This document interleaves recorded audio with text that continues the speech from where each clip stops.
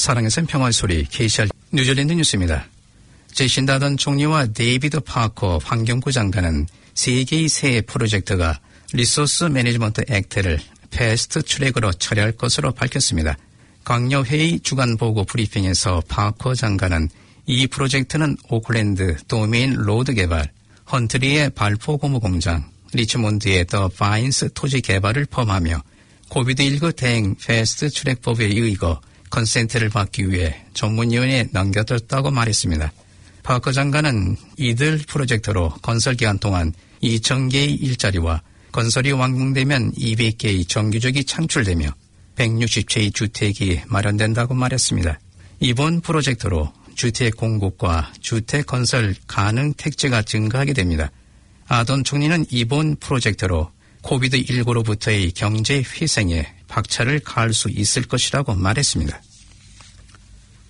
코비드19로 인해 해외 관광객이 전혀 없는 가운데 국내 관광객들만으로는 $110가 넘는 경제 손실이 예상되는 것으로 새로운 보고서에서 나타났습니다. 투리즘 엔젤스의 새로운 보고서에 따르면 국내 관광 12박이 해외 관광객 1박과 같은 효과로 해외 관광객들의 지출은 국내 관광객의 지출보다 3배 이상 많은 것으로 나타났습니다.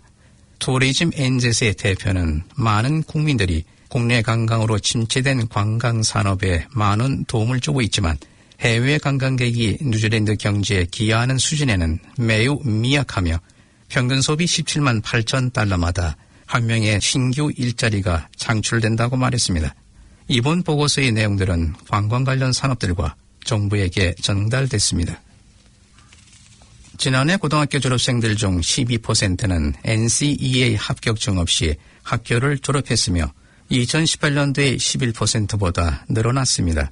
지난해 고등학교를 마친 6만 1,000여 명의 졸업생들 중 7,500명 정도가 NCEA 자격증을 취득하지 못했으며 파케아가 절반 수준의 3,700명, 마오리가 3,200명을 차지했으며 남학생들이 4,200여 명으로 절반을 넘었습니다. 지역별로는 기스본 지역이 19%로 가장 높았고 노슬랜드와 마나와투 지역도 각각 15% 정도로 고등학교 졸업에 필요한 성적을 취득하지 못한 채 학교를 떠났습니다.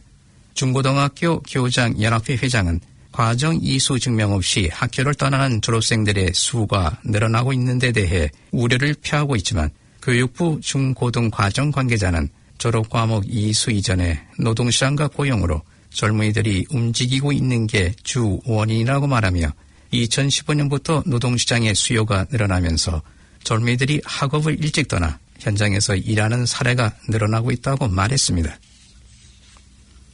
이번 주 뉴질랜드의 일부 지역은 타스만해를 건너는 대형 저기압 세력의 영향으로 한 달치 강우량이 며칠 안에 내릴 가능성이 있는 것으로 예보되고 있습니다. 넬슨, 타라나키, 사우스 와이카토 그리고 베이 오브 아일랜드 내륙 지역 등 북섬 일부 지역에 집중호우가 예상됩니다.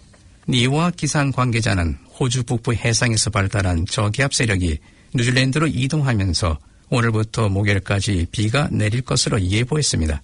주로 북섬의 중부 지역과 남부 지역에 많은 비가 내릴 것으로 예상되며 지난 5월부터 상수도 제한이 발효 중인 오클랜드는 저기압 세력의 끝에 있어 충분한 양의 비는 기대되지 않고 있습니다.